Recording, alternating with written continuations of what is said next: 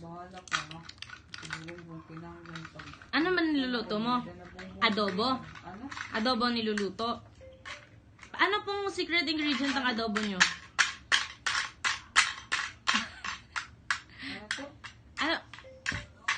Sir, hello po. Opo. Ano pong secret ingredient po ng adobo nyo? Haligi na lang at po yung person.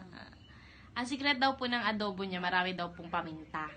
Ano? Nilalagyan nyo po ba ng asukal ang adobo nyo? Ano? Kaunti lang. Kaunti lang po ang nilalagay niyang asukal sa kanyang adobo. Toyo po, nilalagyan nyo po ang adobo nyo ng toyo. Wala pa mga bumbong.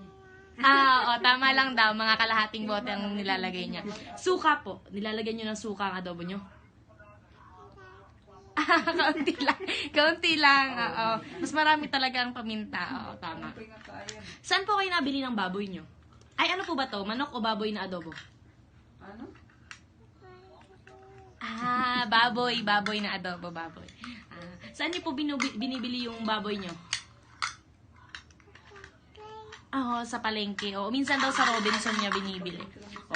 So, ngayon, yung niluluto nyo po ba yung magiging ulam natin mamaya?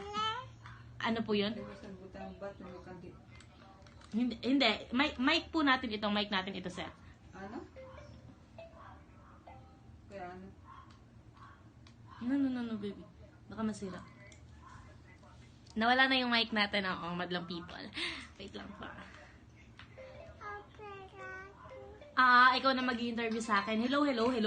Hello po, opo. Ang akin pong pangalan ay si Teresa Akyatan po. Ano pong tanong niyo sa akin? Mic. Naawa ito. Ano po kasi yun? Bali po kasi ang gagawin po kasi natin. Opo, ganun po. Ano pong sunod yung katanungan, sir? Ano pong sunod yung katanungan, sir?